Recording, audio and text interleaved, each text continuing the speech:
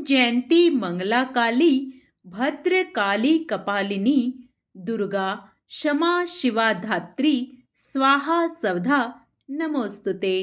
आप सभी भक्तों का मेरे YouTube चैनल भक्ति सागर में पुनः स्वागत है। माँ दुर्गा अपनी असीम कृपा आप सभी पर सदा सर्वदा बनाए रखें। आज का अपना वीडियो शुरू करने से पहले आप सभी से विनम्र प्रार्थना है, यदि आप मेरे चैनल पर नए आए हैं और अभी तक मेरे चैनल को सब्सक्राइब नहीं किया है तो व्रत त्योहारों से संबंधित सभी जानकारियां प्राप्त करने के लिए, सभी व्रत कथाएं सुनने के लिए, प्रतिदिन के पंचांग की जानकारी प्राप्त करने के लिए, माघ मास में प्रतिदिन के महात्म्य सुनकर प्रभु भक्ति से निरंतर जुड़े रहने के लिए कृपया मेरे चैनल को सब्सक्राइब अवश्य करें। वीडियो यदि पसंद आता है तो लाइक एंड शेयर भी करें। पुनः मन में माँ भगवती का स्मरण करते हुए एकाग्रचित मन से आगे का अध्याय स्मरण करते हैं। ऋषिगण बोले, हे सूत जी, वे राजा पुरुरवा कौन थे तथा वह देवकन्या उर्वशी कौन थी? उस मनस्वी राजा ने किस प्रकार संकट प्राप्त किया? हे लोमहर्षण तन्य, आप इस समय पूरा कथानक विस्तार पूर्वक कहें। हम सभी लोग आपके मुखारविंद से निसृत रसमयी वाणी को सुनने के इच्छुक हैं। हे सूत जी, आपकी वाणी अमृत से भी बढ़कर मधुर एवं रसमयी है।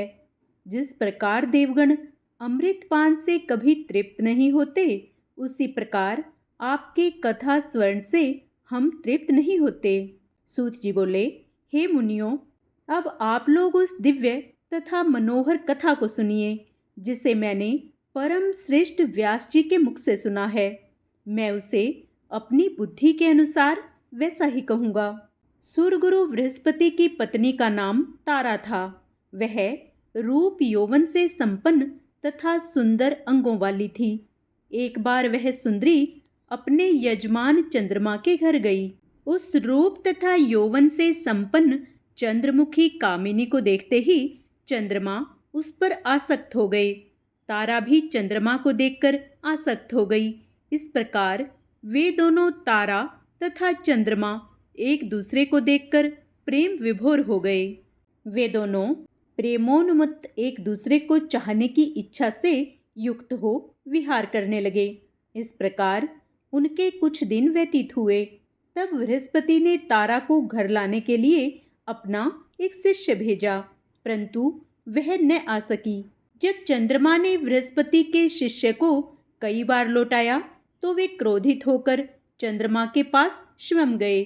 चंद्रमा के घर जाकर उदारचित बृहस्पति ने अभिमान के साथ मुस्कुराते हुए उस चंद्रमा से कहा, हे चंद्रमा, तुमने यह धर्म विरुद्ध कार्य क्यों किया और मेरी इस परम सुंदरी पत्नी को अपने घर में क्यों रख लिया?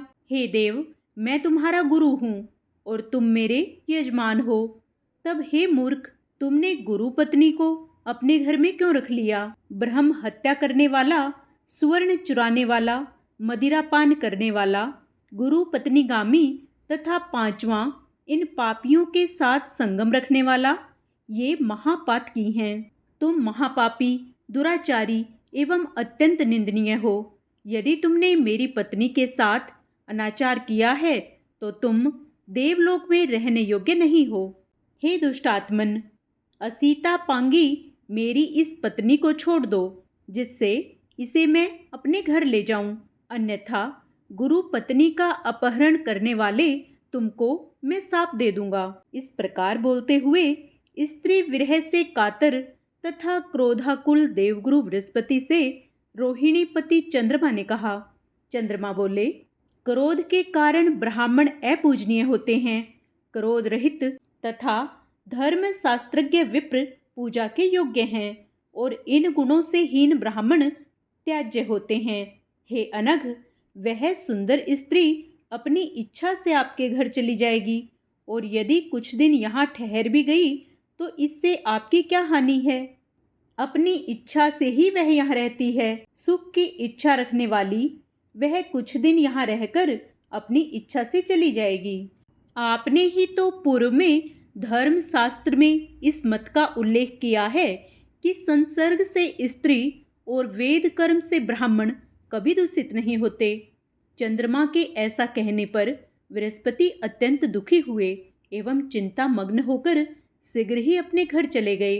कुछ दिन अपने घर रहकर चिंता से व्याकुल गुरु बृहस्पति पुनः उन औषधिपति चंद्रमा के वहां शीघ्र जा पहुँचे।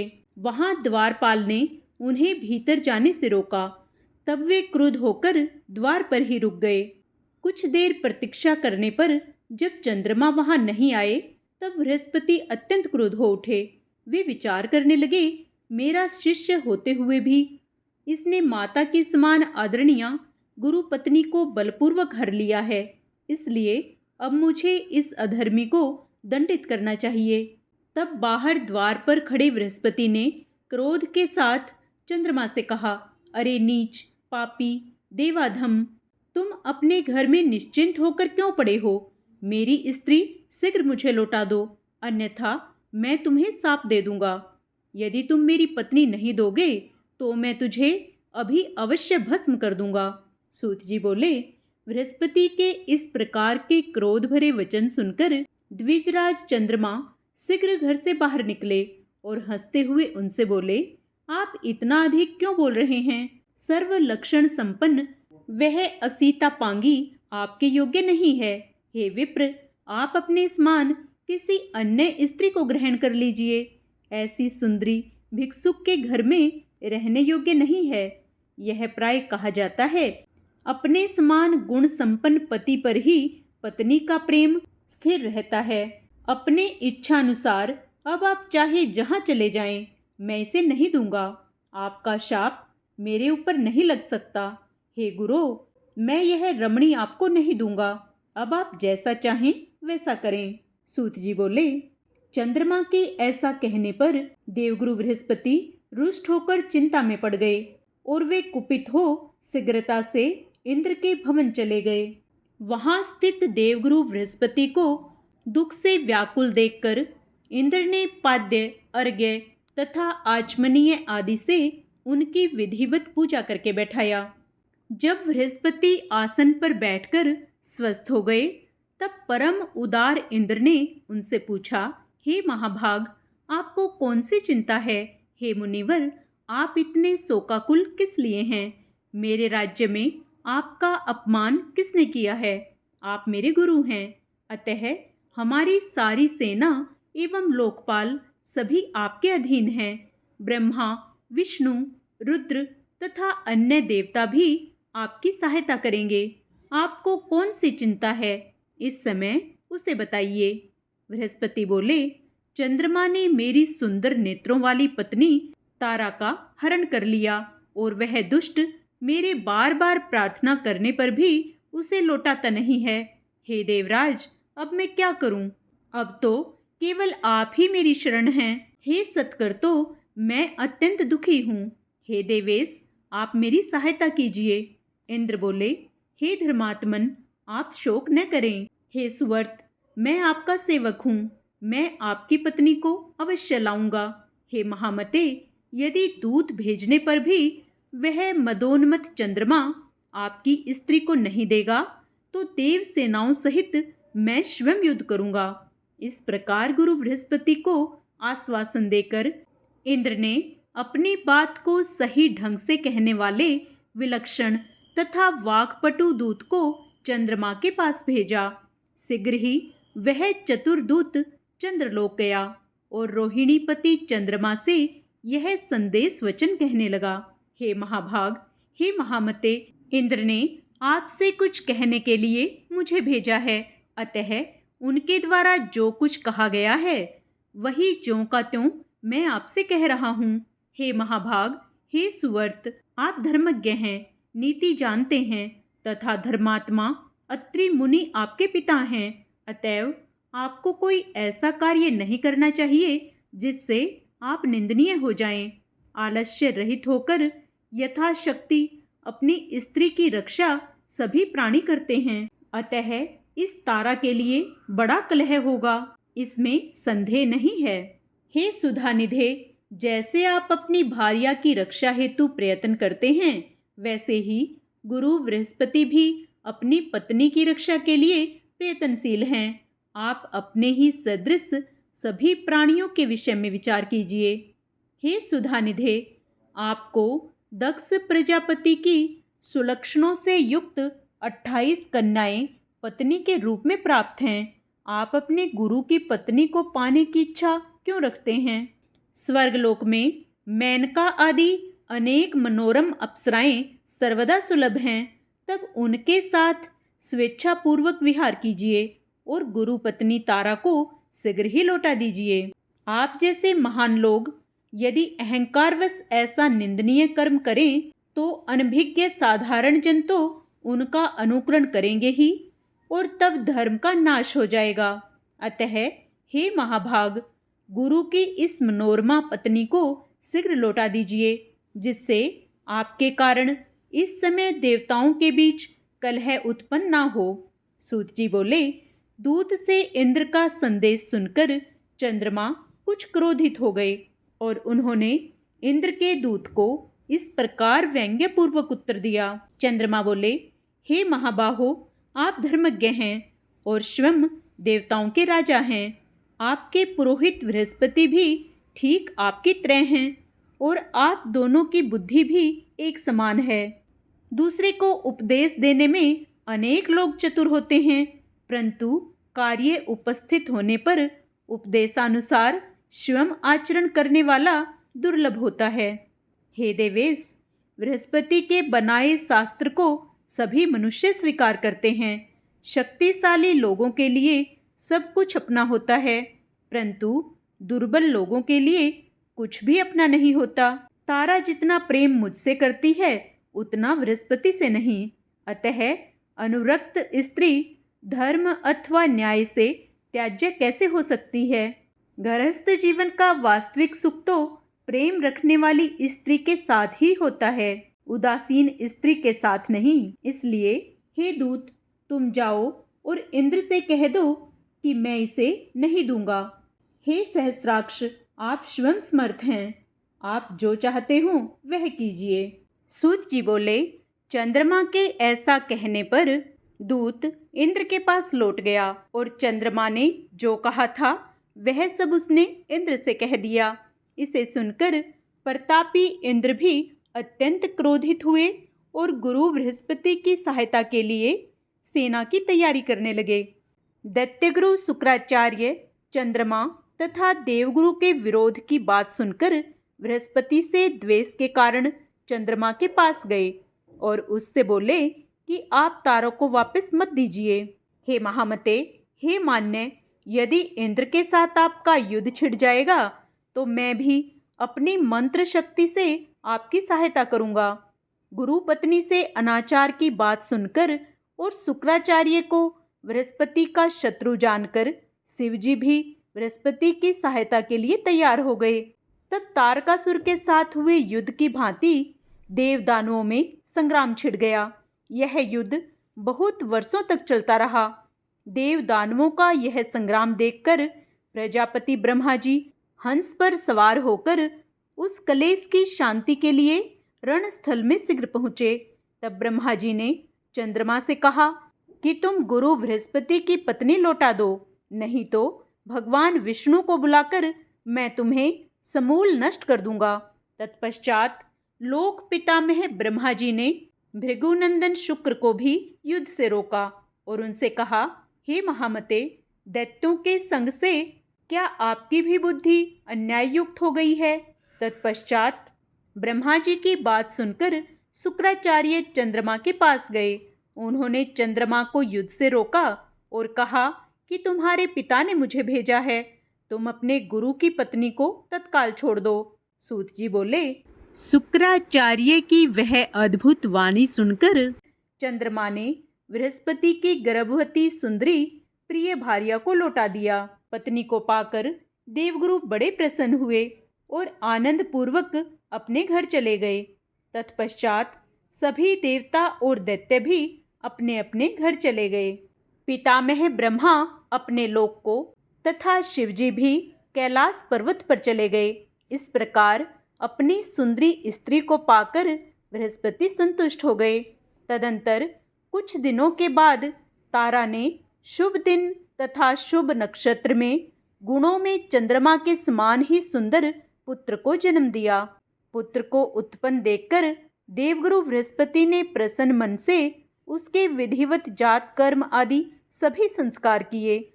हे श्रेष्ठ मुनियों, चंद्रमा ने जब सुना कि पुत्र उत्पन्न हुआ है, तब बुद्धिमान चंद्रमा ने बृहस्पति के पास अपना दूत भेजा और कहलाया, हे गुरु, यह पुत्र आपका नहीं है, क्योंकि यह मेरे तेज से उत्पन्न है। तब आपने अपनी इच्छा से बालक का जात कर्मादि संस्कार क्यों कर लिया? उस दूत का वचन सुनकर बृहस्पति ने कहा कि यह मेरा पुत्र है, क्योंकि इसकी आकृति मेरे समान है, इसमें संदेह नहीं। पुनः दोनों में विवाद खड़ा हो गया और देव दानव मिलकर फिर युद्ध के लिए आ गए और इस प्रकार उनका बहुत बड़ा समूह एकत्रित हो गया। उस समय शांति के अभिलाषी स्वयं प्रजापति ब्रह्मा जी पुनः वहां पहुँचे और रणभूमि में डटे हुए युद्धो उत्सुक देव दानवों को उन्होंने युद्ध से रोका। धर्मात्मा ब्रह्मा जी ने तारा से पूछा, हे कल्याणी, यह पुत्र किसका है? हे सुंदरी, तुम सही सही बता दो, जिससे यह कलह शांत हो जाए। तब असीता पांगी सुंदरी तारा ने लजाते हुए सिर नीचे करके मंद स्वर से कहा, यह पुत्र चंद्रमा का है। ऐसा कहकर वह घर के भीतर चली गई। तब प्रसन्नचित होकर चंद्रमा ने उस पुत्र को ले लिया। उन्होंने उसका नाम बुध रखा। पुनः वे अपने घर चले गए। तत्पश्चात ब्रह्मा जी अपने लोक को तथा इंद्र सहित सभी देवता भी वहां से चले गए। इस प्रकार प्रेक्षक भी जो जहां से आए थे वे सभी अपने अपने स्थान को चले गए। हे मुनिजन, इस प्रकार गुरु के अक्षेत्र में चंद्रमा से बुध की उत्पत्ति का यह वृतांत जैसा मैंने पूर्व में सत्यवती पुत्र व्यास जी से सुना था, वैसा आप लोगों से कह दिया। आज का अध्याय समाप्त होता है। आगे का अध्याय हम अपने कल के वीडियो में करेंगे। पूर्ण पुण्य लाभ प्राप्त करने के लिए वे चैत्र मास में भगवती की आराधना से निरंतर जुड़े रहने के लिए कृपया आप उसे भी अवश्य स्मरण करें। जय माता दी। आइए अब माँ भगवती की प्रसन्नता प्राप्त करने के लिए माँ दुर्गा की आरती करें। अम्बे तू है जगदम्बे काली, जय दुर्गे खप्पर वाली, तेरे ही गुण गावे भारती। ओ मैया हम सब उतारे तेरी आरती, तेरे भक्त जनों पर माता पीर पड़ी है भारी, पीर पड़ी है भारी। दानव दल पर टूट पड़ो माँ करके सिंह सवारी, माँ करके सिंह सवारी। सौ सिंहों से भी बलशाली है अष्टभुजाओं वाली, दुष्टों को तू ही ललकारती। ओ मैया हम सब उतारे तेरी आरती। माँ और बेटे का इस जग में बड़ा ही निर्मल नाता, बड़ा ही निर्मल नाता। पूत कुपूत सुने हैं पर ना माता सुनी कुमाता, ना माता सुनी कुमाता। सब पे करुणा दर्शाने वाली, अमृत बरसाने वाली, दुखियों के दुखड़े निवारती। ओ मैया हम सब उतारे तेरी आरती। नहीं मांगते धन और दौलत, ना चांदी ना सोना, ना चांदी ना सोना। हम तो मांगे तेरे चरणों में एक छोटा सा कोना, एक छोटा सा कोना।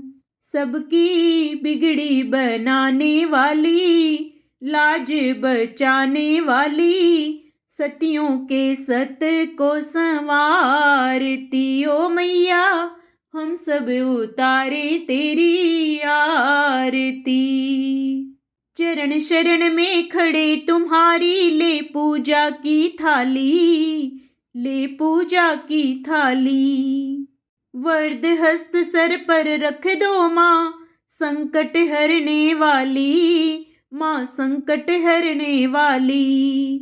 माँ भर दो भक्ति रस प्याली, अष्टभुजाओं वाली। भक्तों के कारज तू ही सारती। ओ मैया हम सब उतारे तेरी आरती।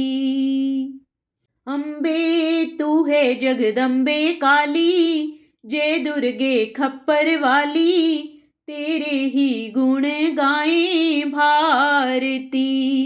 ओ मैया हम सब उतारे तेरी आरती। जय माता दी।